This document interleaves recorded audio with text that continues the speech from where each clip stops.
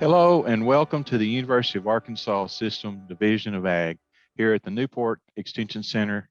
I'm Bill Robertson, Cotton Extension Agronomist for the University of Arkansas System Division of Ag Cooperative Extension Service.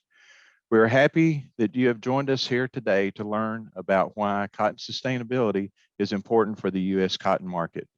This is our 11th virtual field trip in the Soil and Water Conservation Series. Today's program is funded by the USDA's Natural Resource Conservation Service and hosted by the University of Arkansas System Division of Ag. One of the benefits of participating in a live virtual field trip is that you can submit questions in the Q&A box. We will answer as many questions as we can during our Q&A segment. But for our introduction, knowing why this is important for U.S. cotton will lay a foundation for today's discussion. While U.S. cotton farmers use advanced production methods, we still can be better in what we do. Many brands and retailers have set goals to source 100% of their cotton as documented, sustainable, produced. And our speakers today will hit more on this. Producers are being encouraged to enroll into programs designed to facilitate continuous improvement and documentation of the sustainability efforts that we are doing today. So it is important for the U.S. cotton industry to meet the changing needs of our customers to ensure that our cotton is on their shopping list. So if you are a certified crop advisor or an Arkansas teacher in need of CEUs or PDEs, we will post instructions for obtaining those in our closing credits. Today, we're fortunate to have two sustainability experts in the field of cotton. Karen Nguyen is the U.S. Program Coordinator with BCI. Hi, Karen. Hi, good morning, Bill. Thanks for having me here. Oh, it's great to have you here, Karen. And also joining us is Dr. Jesse Daystar. He's a Vice President and Chief Sustainability Officer with Cotton Incorporated. Hi, Jesse. Hey, Bill. Good to see you again. Glad to be here today. Thank you, sir. Okay, first, Jesse will share with us some information about sustainability and the U.S. Cotton Trust Protocol. Jesse? Thanks, Bill. It's a great introduction. It's really nice to be here and to be working with both you and Karen and having this exciting project in Tennessee. So over the next few slides, I'm going to be kind of giving an overview of the importance of sustainability, as well as how the U.S. cotton industry is taking action to improve our sustainability, as well as better tell that story and document that and make sure that the supply chain knows all the great things that U.S. cotton growers are doing and ultimately help us get better as we work into the future. And again, my name is Jesse Daystar, and I'm the Vice President of Sustainability at Cotton Incorporated. So kind of zooming out and thinking about our market and who buys our cotton and who might be buying our cotton into the future, it's really important to understand their needs, their desires, and what they're looking for in garments and in products. Cotton Incorporated conducted some research actually polling Generation Z, and that's the younger individuals right now, but they're really moving into the buying class, and we suspect they're going to be sticking around into the future and caring about sustainability. When we asked them what was their ranking and what was really important to them, sustainability topics came out as three of the top main ones. As you can see here, climate change, pollution, and too much waste all were really important to them amongst a myriad of other topics. Not only is it important to consumers in our market, but it's also important to legislators. In European Union, they're looking at how they can create laws and legislations and even require labels on garments that perhaps have sustainability information.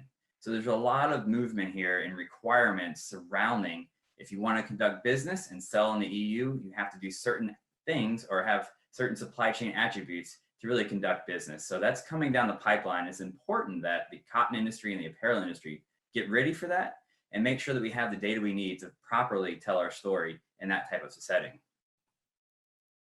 So as a result of pressures such as that, the legislation and access to markets, brands have really been under the pressure from NGOs with reports that maybe tell that they're doing good things, or perhaps reports that don't take such a positive light, sometimes a very negative light, and they kind of really can have a negative PR aspect and really can create a lot of stimulus in a company to really create sustainability goals, as well as to create sustainability sourcing strategies, particularly around cotton, as a real true path forward to improving their sustainability, but also to mitigating the risk and ultimately being in these bad reports.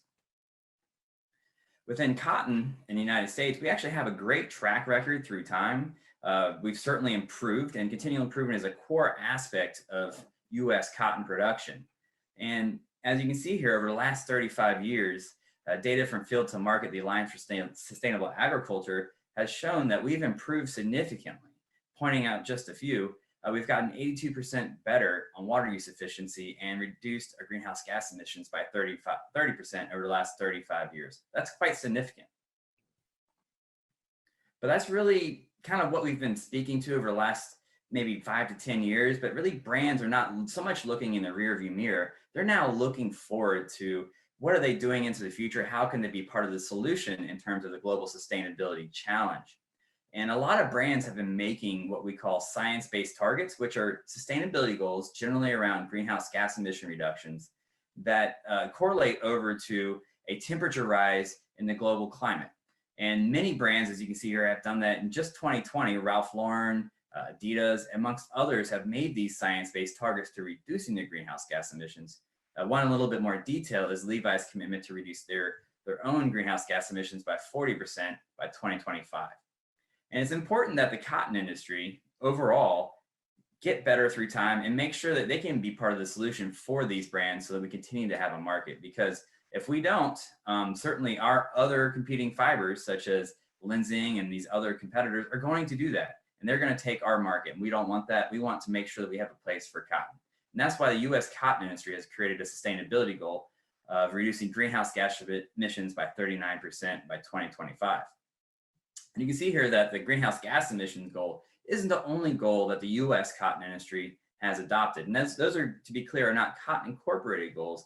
Those are the goals that were actually set forth by the Sustainability Task Force with representation from the 7 segments of the cotton industry. And those were agreed upon and adopted around 2017. So we're getting on 2025, and we're actually this coming year going to have some intermediate data updates to see how we're doing. But just to call out a few other ones, again, the 39% reduction in greenhouse gas emissions, that was a goal that was set and is a very important one to brands, as well as improving water. That's always a key aspect.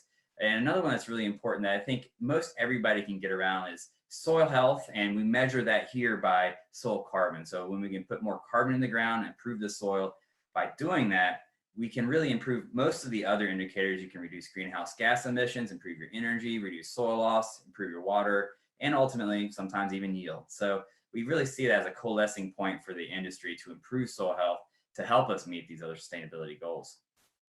And you can see here just with the greenhouse gas emissions that we have certainly gone, a downward trend through time through improving our yields, precision agriculture, dialing it in and being more and more efficient. That has helped, but we really need to reach for the sustainability goal by further implementing technology, precision rate, application of nitrogen, things like that, and improving soil health and using cover crops to put more carbon in the ground. All those are key strategies towards meeting this somewhat ambitious sustainability goal.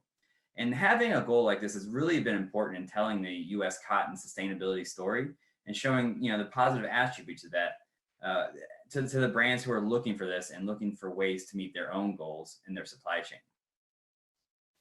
So when you start to think about a little bit more on the brands, who has those sustainability sourcing strategies that really go to speaking towards pretty much buying cotton from a program, whether that be perhaps BCI, which you're going to hear about later, or the US Cotton Trust Protocol, or others, perhaps even organic.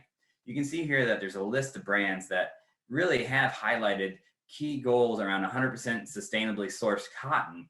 And that's quite a, there's just a few here that are maybe more iconic, but a large market share is actually committed to only buying cotton from cotton that originates from a sustainability program. And we want to make sure that US cotton growers, as well as globally, there are options to buy cotton and to continue to source cotton from the growers that are really outstanding in their field, as well as documenting their sustainability practices and taking part in these sustainability programs. So Here's just a couple more, 100% sustainable goals. Ralph Lauren has come up with one, but 2025, that's really soon. Levi's, that's last year, and they've really ramped up their adoption. Wrangler, so it's, a lot of household brands or brands you're familiar with have made these goals. And we want to continue to be able to sell U.S. cotton to those brands as they ramp up their goals. So how we're doing that is the U.S. cotton industry created something and has launched a program called the U.S. Cotton Trust Protocol. And this is just a brief overview of that here. And what that is a sustainability program where the producer will enroll their farm profile, give some basic information, and then do a sustainability checklist, which doesn't take too long, maybe 30 minutes, and it tells lists different practices such as to use cover crops and other sustainability and farm management practices, as well as a field print calculator, which is a on-the-farm assessment that can determine things such as soil loss or water use efficiency. And there'll be an independent verification aspect as well. And all that will actually help us by documenting this and also benchmarking and seeing where we can improve as an industry.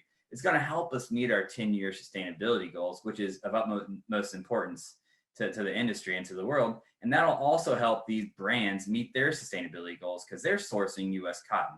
So it all rolls up into really meeting the needs of our customers and ultimately the end consumer who wants sustainably sourced materials and goods. So diving a little bit into the U.S. Cotton Trust Protocol a little bit further, we have certainly a lot of good reputation in a lot of ways around our industry, but we need to document that now, and that's what the program is really looking to do. So this kind of more or less summarizes what you have to do. So there's enrollment and registration, self-assessment, a field print calculator, a statement of commitment, and there's a possible second or third-party verification assurance just to make sure the data is entered correctly. And it's done by people who are trained very carefully to do this. And also you have to indicate your GIN to be able to kind of document where all these credits are created and will pass through the supply chain. The checklist here is this represents a checklist, and there's different areas. There's 9 different areas, about 120 questions, and these are actually regionalized questionnaires. Originally they were not, but we actually did the pilot in 2019. We got a lot of feedback as to we don't ask me questions that don't apply. If I'm in Georgia or Texas, things are very different. So we actually tailored those questions to be specific to the region, and you can answer things such as I am implementing this on one or more of my fields, or I am in compliance, or I do this on most of my fields, and really respond to, do you use cover crops, for example, or I will consider that perhaps in the next 3 years, or sometimes this program is not there to tell you how to farm, and some things just are not appropriate on your farm, and that's perfectly fine answer for a lot of different questions here. But there are best practices that we see working in a lot of places, such as maybe conservation tillage or implementation of IPM and different things like that perhaps are a good opportunity to improve your sustainability score, and those are recommended. And we have a list of those within the U.S. Cotton Trust Protocol. Another aspect that's important that I've mentioned a few times now is the field print calculator. And in that, you will enter your data such as your farm boundary on the actual map, your yields, your application of, say, nitrogen and other materials. And it will pretty much determine what are your greenhouse gas emissions per pound of cotton, how much water it took to perhaps make a pound of cotton, and how much soil loss per acre did you actually have. And that's of really good interest to you as a cotton producer, because you can actually compare that to growers in your region, state and national average. So what if you're losing a lot more soil off your field than everybody in your area? That might be something you want to take a look at. And without tools such as this, you might miss that. So it's another way to kind of look at your operations and see where you might have opportunity to continuously improve and implement and try different things. And you can actually see the results through this model as to what if you did cover crops, what if you reduce tillage, how would that actually reduce your soil loss?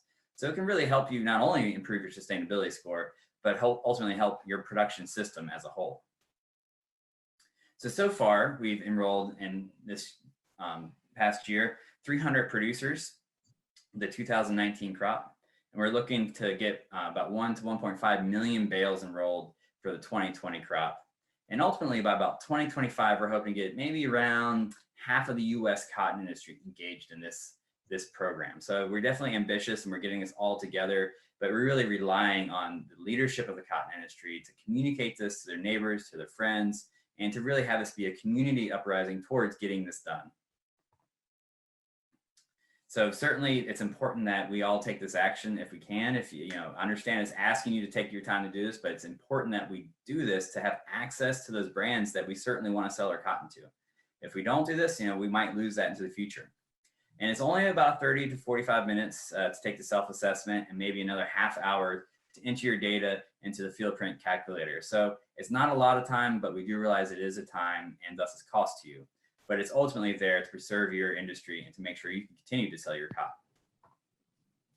So if you, in conclusion, the U.S. cotton industry enables U.S. cotton growers to prove their sustainability stewardship and drive their commitment to continuous improvement. So really, it's important that we not only tell them, but prove to the supply chain to the world that you are a leader in sustainability and you are implementing the best practices you can on your farm.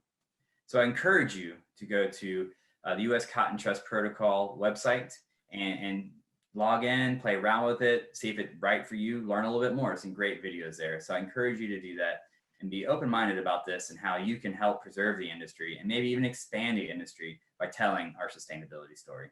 Thanks. Thanks, Jesse.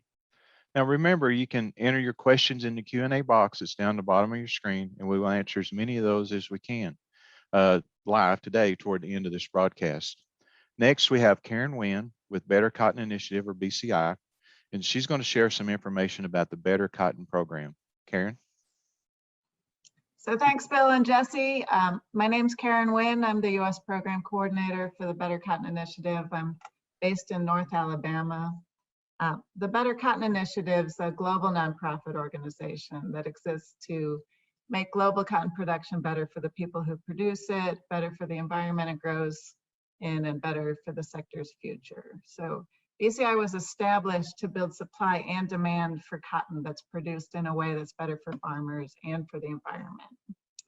So BCI owns and operates the world's largest cotton sustainability standard system. We're aiming to transform the cotton production by developing better cotton as a mainstream commodity, not some kind of niche product. Then we got off the ground in 2005 and started licensing cotton in 2009. This is from 2018, where we licensed about 22% of global cotton. It was produced by over 2 million farms in 23 countries. So, and in the US, we got started in 2014 with 22 licensed farms. This past year, we licensed 337 growers, and they produced over 1 million bales of better cotton. So BCI is what's known as a multi-stakeholder organization. So we have 2,000 plus members, and they represent all sectors of the cotton supply chain, as well as nonprofits and other government organizations, as well as that 2 million plus farms that we work with. As Jesse talked about, all these retailers and brands have sustainability goals targeted for the next few years or the next decade in response to consumer and shareholder demand. So, but they rely on licensing and certification programs to verify that the product meets that acceptable level of sustainability. And so our members are very actively involved in BCI programs and developing the standards.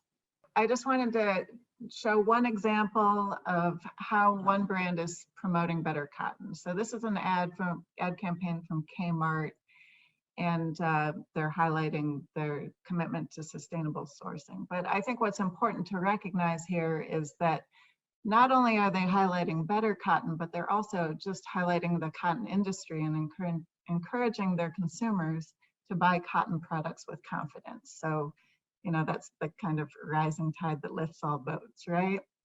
So, and our members work on a lot of other initiatives around sustainability. H&M has a whole initiative around biodiversity, and Wrangler has a really great soil health program for US cotton growers. So So we're just a piece of the puzzle, but we provide the verification that gives our members that confidence in sourcing cotton. I did want to share this infographic that shows where better cotton is produced. So as you can see, the U.S. is not a major better cotton producer, but 5 to 6% of the U.S. production isn't that bad. But most of the production is in South America and parts of Asia. The sourcing is shifting away from China, so I'll be curious to see what this looks like for 2021. And as you can see, Brazil has over a third of cotton produced there is licensed better cotton, and that's part of a national program. We call it benchmarking, and we'd really love to do that in the U.S. where we can streamline the standards with the Cotton Trust Protocol and Better Cotton, so we can reduce duplication, scale up better cotton production, and just make it work, because all of the things that Jesse talked about are very similar to how BCI operates around the world. I did want to explain a little bit more in detail about how BCI operates and our sort of standards and practices. So what we have is what's called the Better Cotton Standard System. And we are a member of ISEAL, which is a global organization of similar sustainability programs, and ISEAL has a set of standards for how these sustainability systems operate. And so it's divided into these 6 components. The principles and criteria just basically define what better cotton is. Capacity building helps our partners and farmers implement those practices and meet the standards. We have an assurance program that makes sure that licensed growers are meeting the standards and that's verified and credible. There's a whole chain of custody to track credits from better cotton production from the farm and gin to the final product. We have a claims framework to make sure that those brands that are representing better cotton are doing it in a way that's accurate. And then we have a team that measures the results and impacts to make sure that the work's getting somewhere, right? But this has all been over a 15-year period, so it's been a lot of work, and we're still fine-tuning a lot of it. The principles and criteria are not unlike what Jesse talked about with the Cotton Trust Protocol. Basically it rests on 7 principles. Each has its own set of criteria. Our standards focus on continuous improvement and planning, so we expect that all licensed growers around the globe meet these basic requirements, but also that they're setting realistic goals to improve their farms along these 7 principles. So crop protection focuses on integrated pest management systems, crop protection decisions that are based on reducing pest resistance and increasing beneficial species populations, phasing out highly hazardous pesticides, and proper handling of chemicals and the use of personal protective equipment. Water stewardship and soil health focus on building soil to minimize runoff and leaching, protecting water resources, managing soil nutrients, and developing efficient irrigation systems for farms that are irrigated. Biodiversity involves looking at the farm as a whole and looking at habitats and species on and adjacent to cropland. So that includes things like crop rotations and then just fostering diversity, whether it's in the soil life or beneficial insects or plants and wildlife on adjacent lands. Fiber quality is pretty self-explanatory. It covers crop management and also harvest and storage methods. Decent work criteria cover things like child labor restrictions and limiting hazardous work to adult workers.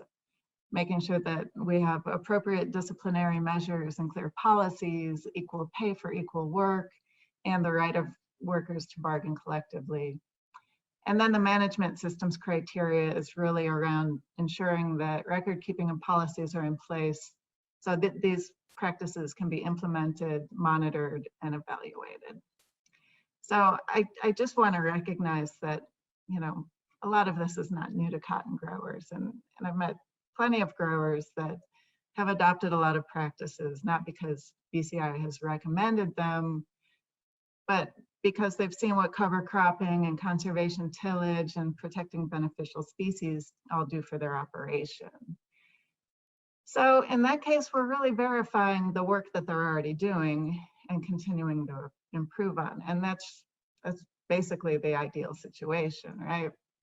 Because these practices are supposed to be beneficial to the farm. And while we're not, you know, perfect, we try to recognize that what's already happening on a given farm, and to some extent, what practices are common in a country or region.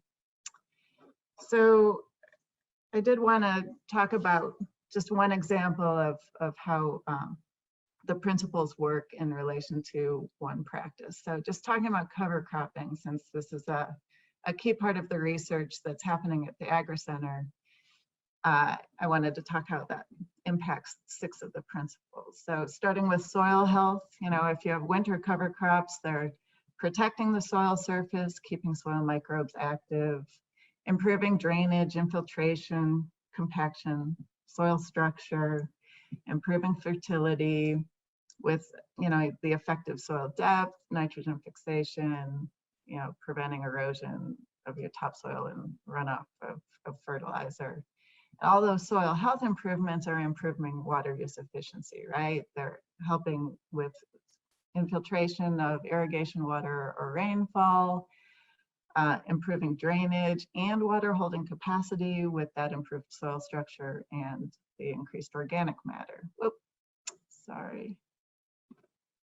In turn, that helps grow a crop that's generally less stressed and healthier, but also improves pest management systems by increasing biodiversity, which provides habitat for beneficial species and for pollinators by extending the flowering periods for the times and types of crops or flowering plants that are grown. And they also, you know, you're going to have cover crops breaking life cycles, suppressing weeds and disease. Then a healthier crop, I think, correct me if I'm wrong, but I think a healthier, more productive crop should result in better fiber quality. And then finally, you know, you need a good management system to make this work, because there are so many specifics on implementing a cover cropping system. You know, you have to take into consideration your timing of harvest and plantings and your crop rotations and specific pest concerns and, you know, just general climate. So you know, so that's one practice, and you've already knocked out 6 out of the 7 principles that I talked about. So what kind of practices do we see growers using? This is this year we were able to ask all the growers what sustainability practices they had adopted the previous year. And so we took this information and we shared it back, this word cloud, you know, so cover crops were most frequently cited as a practice that was being implemented on the farm. But what I really like about this, you know, you're seeing some great practices, but I like the specificity and the variety, because it just makes clear that each farm has its own set of needs and priorities, and I like to be able to have that flexibility when we're focusing on continuous improvement. We've also been able to crunch some numbers. One of the requirements of licensed growers is that they report back at the end of the season on their water use, their yield, and their input use. And so we've developed these snapshots on a regional and individual level that run through sort of the regional averages for water use and yield and some other use of these different kind of inputs and also just conservation practices that are being adopted on the farm. And we've been sharing these back over the past few months. So this was a new project this year. The other thing we've been able to do is track some of the different more highly hazardous pesticides and which of our licensed farms are using them, because there's a global initiative to phase out some of these chemicals. And so we've been able to sort of figure out which ones are the biggest issues and where there'll be a problem to phase them out. And that's really just the first step in being able to help develop alternative or recommendations for alternatives. There's a lot of other people out there that are going to need to help develop those alternatives. And then just, as you can see, these are the benefits that have been reported back. And so it's great to see things like water efficiency and healthier soils and I also like that, unknown is among the answers, because, sometimes things don't work out and there's always a little bit of an element of experimentation that takes place on any farm. So that's what I had to say. But before I hand it back over, I just really wanted to say that I'm glad to see this research on sustainable practices that's being implemented. It's really good to have official data to back up some of these practices, and so I'm glad that BCI could be a part of it. I really appreciate Cotton Inc. helping out, and I just wanted to thank Bill and the University of Arkansas and the Agri Center International for making it happen. So thank you, and back to you, Bill. Thanks, Karen. I enjoyed both of y'all's presentations a lot. Okay, if we look at it, the first part of our program today has really addressed why is this important, and we've gotten some details of the programs that are available to help accomplish this task of documenting sustainability on our path to continuous improvement that both the speakers have talked about. Now let's shift to a couple of Arkansas producers who have experience with these programs to help us better understand how to start this process and what to expect. Now remember, you can enter your questions in the Q&A box at the bottom of your screen, and we'll answer as many of them as we can today. On our cotton producer panel today, we will hear from Nathan Reed. He's a producer from Marianna, Arkansas. Jesse Fly is a producer just outside of Jonesboro, Arkansas at Judd Hill Plantation.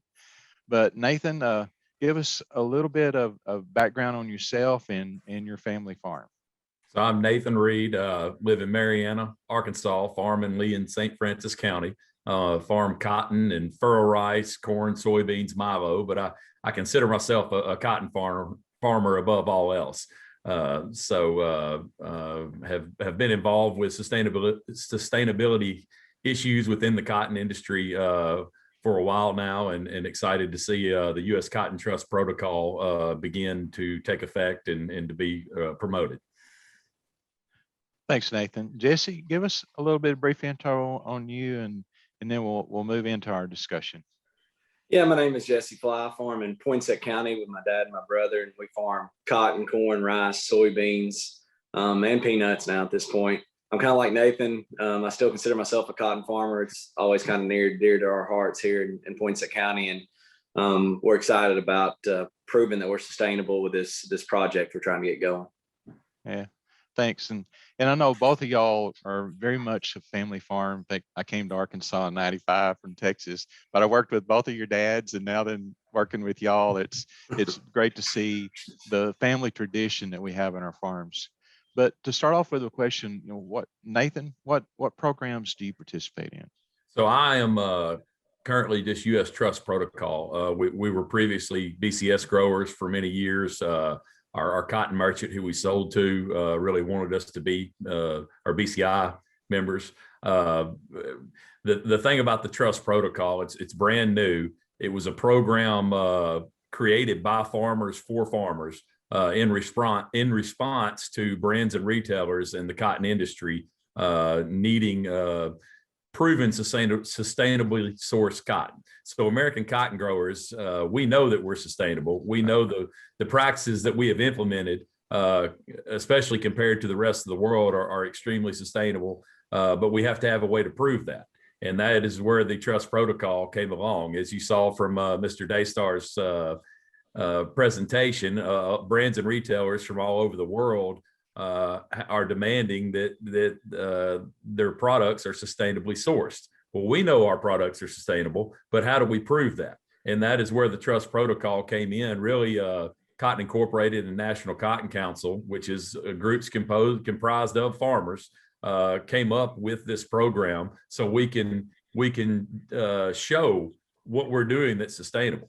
And so that's the importance of U.S. Cotton Trust Protocol. I mean, the idea is to have the majority of cotton in the country in this trust protocol. And then whenever somebody says, hey, we need sustainably sourced cotton, the mill can buy American cotton and go to the brands and retailers and say, hey, we're sustainable source because all American cotton is sustainable. And here's how Nathan, we can prove it through the trust protocol. Yeah, we're doing it. We just got to document it. How about you, Jesse? Yeah, we're actually involved in both. We're in BCI and the U.S. Cotton Trust Protocol. They're both very similar in what they ask, and they're both very similar in the fact that we're doing most of these things already. When you do it, they open your eyes up to some more possibilities of helping cotton be more sustainable. But at the end of the day, U.S. cotton farmers, we're growing a sustainable product, and that's what we need to prove, and this helps us do it. Yeah. And I enjoy working with y'all. And I know our main goal today with this virtual event is to increase awareness of producers. But I know both of y'all have been involved in increasing the awareness of the folks that source cotton in the supply chain, because a lot of them have never been to a cotton field and haven't really visited with a farmer before. And so we really appreciate both of y'all's efforts in doing that. But again, our main goal today is increase producer awareness. So what do you tell producers when they ask, is this whole sustainability thing real? And are the things that, like Jesse talked about, their goals, or is that going to happen? And how's that going to impact me? So Nathan, what do you tell them? Well, I guess fortunately I've been able through Cotton Incorporated and USDA and National Cotton Council to have quite a bit of interaction with brands and retailers. Traveled to China and Dubai a couple of years ago to speak to cotton mill owners, and we do a program every year where we bring brands and retailers into the Mid-South, and they get to ride a cotton picker and go to a cotton gin, and have spoken at a few conferences and had quite a few interactions with these brands and retailers. And a lot of it is with their sustainability managers. And they say, I've been given a directive to be sustainably sourced. The American cotton industry needs to come up with something. And so this was definitely in response to what the industry is wanting and needing. And so it's more, I have found in talking to brands and retailers, a lot of it is education more than anything else, because what we're doing is already sustainable. And that's where the trust protocol, every American farmer will qualify for U.S. Cotton Trust Protocol. They just need to sit down for an hour and fill out the form. But what we're doing is already sustainable, because I tell brands and retailers, cotton has the market has been so volatile, and compared to what we were getting versus 20, 30 years ago, there's not any unsustainable cotton farmers left. We have to do variable rate fertilizer. We can't waste inputs because we won't stay in business. So I think they understand that, and this is really just in response to prove what we're doing is more than anything else. Yeah. Now, Jesse, I talked about increasing producer awareness. The brands and retailers, they're very serious about this, but a lot of our producers don't really. I don't think that they really have a feeling it's really going to have. Just like when I went to school, we learned the metric system, because in 5 years we're going to all be doing the metric, and we're still not doing the metric yet. Okay, but for producers, we got to really increase their their confidence that this is something that's really going to happen. Yeah. I mean, we have to make this happen. I think we're in a crossroads right now as cotton farmers. There's some awareness on what polyester is and what it does to the environment. And I think if we can prove what we're doing is sustainable, which it is, and it's not hard to prove, we're doing it, and we've got these programs now that let us do it. It gives us a chance to really increase our demand on cotton again. That's much needed. So I think as growers, take an hour, get it done. It's not scary. It's something that's going to benefit all of us in the long run. Okay. But when we look at these programs and I talk to growers, the main thing one of the things they're worried about, the third party verification, and it almost has the stigma of IRS coming out to audit your books. And Jesse, I think you've been involved in a That's third party correct. verification. So Yeah, tell on the us your BCI experience. side, we have had a third party verification, and it was painless. It's not the IRS. It's actually usually somebody in the cotton industry that you probably know that's a friend that comes out, and we mark off the checklist that we say we do. And there were a couple things that maybe I said I didn't do. Well, they came out here and I just didn't understand the question. I was doing that as well. So in the long run, it ends up being it's a beneficial thing. If there's something that you're not doing, they'll point out kind of how to make it happen. It's usually very easy. But if that's the scary part for growers, don't be scared about that. First off, it's a small minute amount that would be audited, and it's not a big deal to get it done. They're almost like guidance counselors. They're not like the IRS auditors. And that is in response to these brands and retailers. In order to have a valid program, you have to have third-party verification. But the people that are doing it are people that are already in the cotton industry. It's not some environmental wacko from California that's here to get you. It's a local person that's in the industry that's coming out to help you, and not because that is a holdup. Strangers coming to your farm and looking at your practices, but it is not a big deal at all. And it's somebody that is very friendly to farmers and is not out to get you. Yeah. Well, our time frame is running short on this part, and then we're going to have open questions for everybody. But again, your personal experience, would you recommend participation in this to your neighbors and your friends? Nathan? Absolutely. For the American cotton industry, it is a very good thing. It will keep American cotton viable in the future. And there's probably not going to be any premiums right now, but at some point in the future, I do see sustainably sourced cotton when other countries in the world can't sell their cotton because it's not certified sustainable. Anything that creates more demand for American cotton, hopefully will eventually see some prices and maybe premiums. So. You on the same boat, Jesse? Oh yeah, exactly what Nathan said. I mean, wholeheartedly, anybody, I tell everybody that I talk to, get it signed up. Let's get every acre of U.S. cotton in there, and let's be in good shape for the long run. Okay. Well, guys, I really appreciate you both, Nathan and Jesse, for sharing your experiences and your candid responses. So, if this panel discussion has helped to generate new questions, please again share those in the Q&A chat down at the bottom of your screen. So we're now ready to start answering any questions that we might have. And I think we've gotten one and to start with, and I want to direct this to the producers, and then it's probably going to be a question that I'll get Karen and Jesse Daystar to talk about too. But Jesse Fly, has there been, the question was, what does it cost to participate in these programs? Does the grower pay anything to participate? No, it did not cost me a dime on BCI or U.S. Cotton Trust Protocol to do it. In fact, I think it costs you not to do it. I mean, that's the biggest thing. I think we need to do it, but it will not cost you anything to be in these programs. Yeah. Is that your experience too, isn't it, Nathan? It costs you about an hour and a half to 2 hours of your time is the only cost involved with U.S. Cotton Trust Protocol. Yeah, I worked with a producer and with some research plots, and I think Jesse Daystar was right on with his talk when he talked about your sustainability assessment and then entering the program, 30 to 40 minutes on each of those. So So that falls right in with your timeline, doesn't it? Okay. Well, let's flip over Jesse Daystar. Is there a cost or to participate in the U.S. Trust Protocol? I think we commonly get that question, so it is a good one. And I liked how it was phrased just a minute ago. It costs not to do it. I think that's a really nice way to put this. But that being said, it does take some time. We recognize that, or the Cotton Trust Protocol recognizes that your time is certainly valuable, and that you're volunteering to an extent to do this out of the good of the industry. So we definitely recognize that, and we're always looking for ways in which we can tie this into other platforms that may already have data that could just make this easier.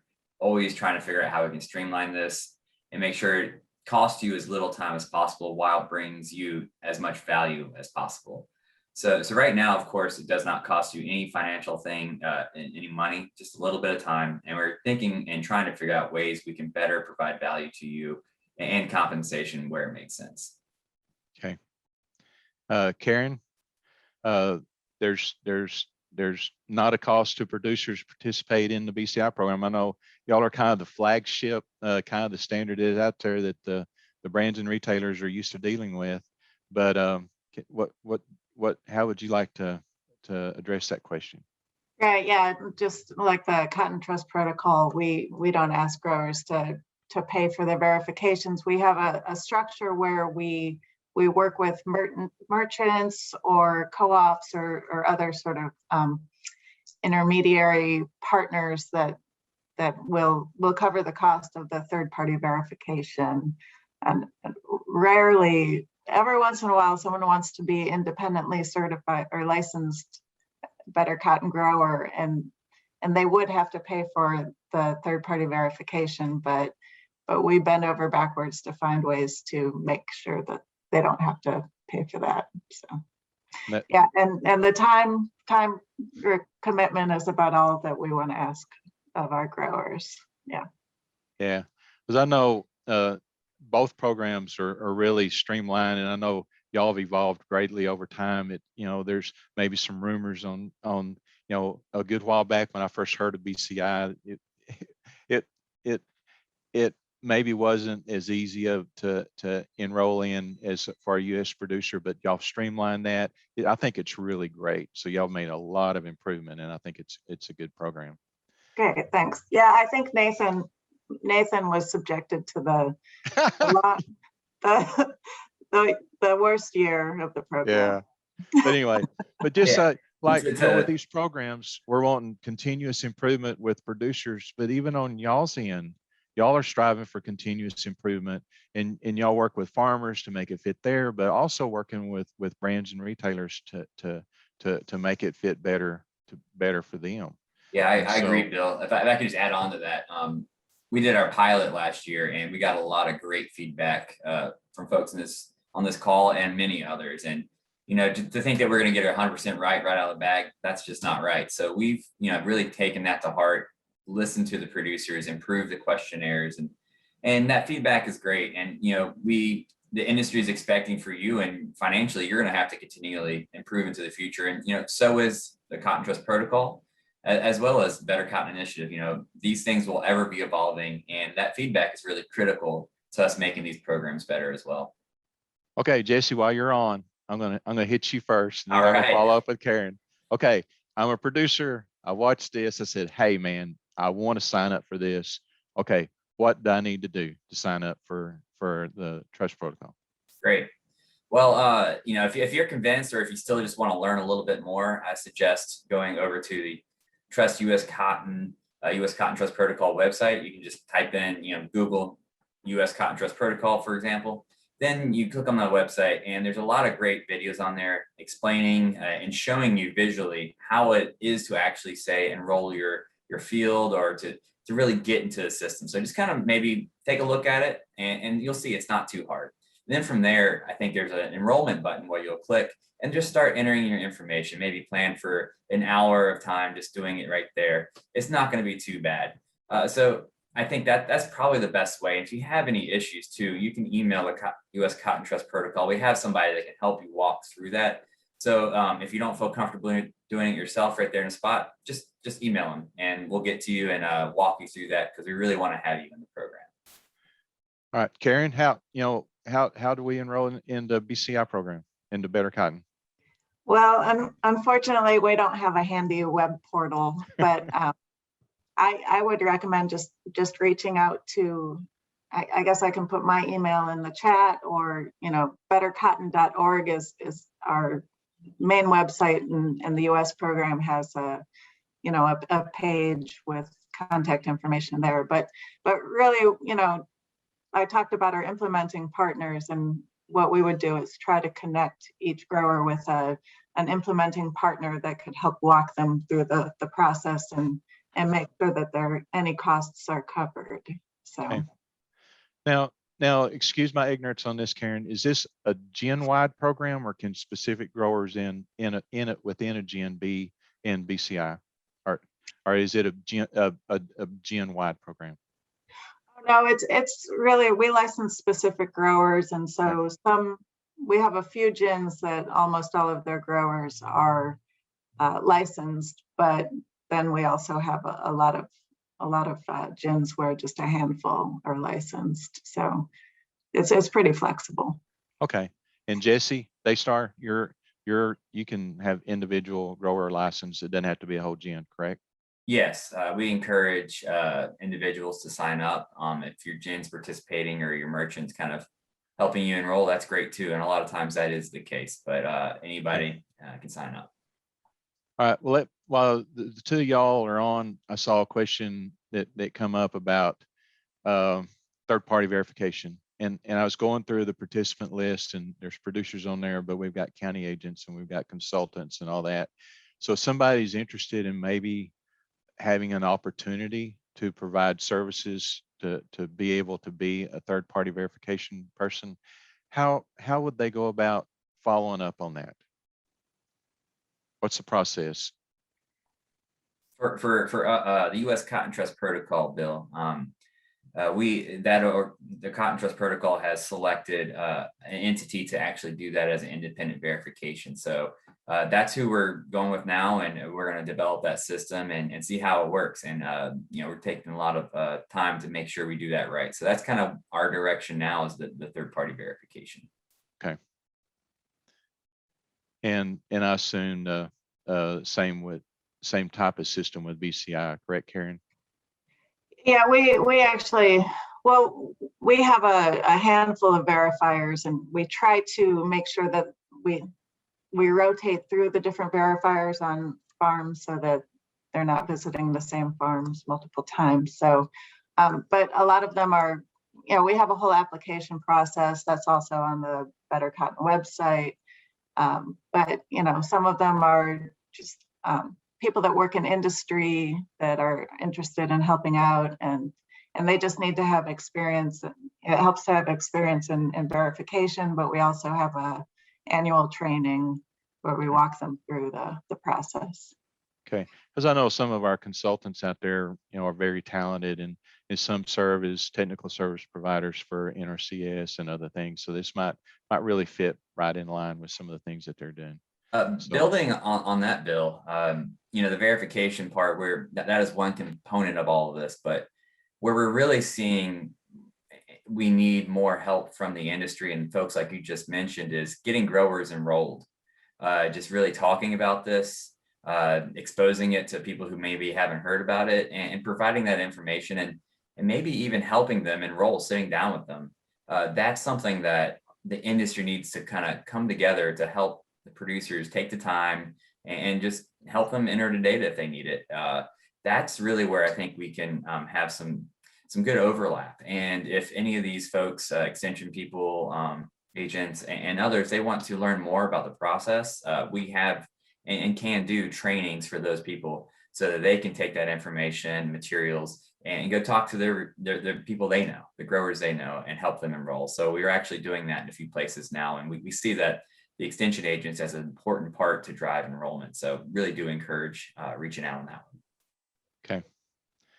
Well, another question that's come through from one of my farmer buddies, he asked me, well, Bill, which program do I need to sign up for?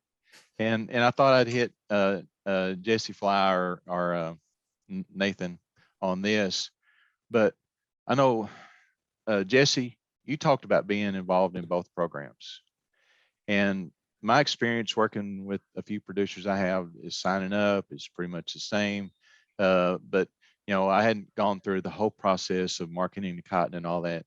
Do you really see a difference on your end? Difference between one program and the other program? I mean, I think the biggest difference would be one program is U.S. cotton and one program is necessarily the world. I guess I'm kind of selfish. I'd rather just say, let's make U.S. cotton sustainable and go that route, because what we're doing is usually a step above what most other countries are doing anyway. So what I hope is we can get this U.S. cotton rolling and BCI just kind of adopts that and rolls it into them possibly. Yeah. As BCI, I think, Karen, correct me if I'm wrong, but y'all been around a while. Y'all, the brands and retailers are used to working with y'all and the systems that y'all have, and I guess to be kind of seamless on others, that the workings need to be pretty similar, don't you think? Oh, yeah, and I think we're very close to being aligned. Yeah, I think there are a few things we need to work out, but we're definitely working on it. Yeah, because it's my understanding in Australia, if you're a member of the Better Cotton program there through their training, it's a program, it's not exactly like Master Gardener and some of the other things here, but their growers go to trainings to do things to use better management practices that they're considered BCI cotton if they're in that program. Is that correct? Right, they're one of the benchmark countries. So we have an agreement with Australia's MyBMP program, and it's much more streamlined than it is in the US right now. All right, Nathan Reed, did you want to Well, I was going chime to in? say not to look down upon BCI at all. They're a good organization, but U.S. Cotton Trust Protocol was designed by farmers, by U.S. farmers for U.S. farmers. So it is streamlined from the top to the bottom, and it's not. It isn't another somebody else dictating to U.S. farmers. This is what is going to happen. This is a farmer driven deal. So it was designed for us to prove that we're sustainable. So, and it is very easy. It's not with BCI, they're not really set up for a person, as she stated, just for an individual farmer to go on and sign up. And that's what BCI, or that's what Cotton Trust Protocol was designed for individual farmers in their own time to go in and sign up and become certifiably sustainable. Yeah, but with these programs, both of them, they both mention continuous improvement. And so have there been things that you've identified through participation in this program that maybe wasn't on your radar screen before, that you can look at implementing down the road to facilitate your continuous improvement? Absolutely. I mean, they ask you a series of questions, and if you answer no on some of them, that's okay. But you're able to see kind of where it's heading and look at some stuff, and sometimes some little things that you wouldn't even think maybe don't that you're not doing, but when you fill out these questionnaires and do the field print calculator and kind of see where you're doing good and maybe where there's room for improvement, you're able to see, well, this doesn't really take for instance, the pipe planter computerized hole punch selection with irrigation. It's a wonderful product. It's been very good for my farm efficiency wise. A lot of farmers have thought about doing that, maybe not on it. Well, maybe they see that, or it reminds them and able to get on that, and it's a win-win for everybody. Yeah, and Jesse, I know you're kind of in the same boat, as I work with you and your dad and Eddie Cates, your consultant, and we help kind of address some of y'all's questions, and we're doing some research supported by Cotton Incorporated on y'all's farm. So I know y'all are kind of the same way, but we need to wrap this up. So to end off, I want to thank y'all very much for joining us today for the Cotton Agriculture Sustainability Virtual Field Trip. I want to thank the NRCS for funding this broadcast, which is produced by the University of Arkansas System Division of Agriculture Cooperative Extension Service. And we hope you enjoyed our presentation. To find out more about soil and water conservation virtual field trips, visit our website at uaex.uada.edu. Thank you. Thank you for joining us for the Soil and Water Conservation Virtual Field Trip. This broadcast is funded by NRCS and produced by the University of Arkansas System Division of Agriculture Cooperative Extension Service. To find out more about soil and water conservation, visit uaex.edu.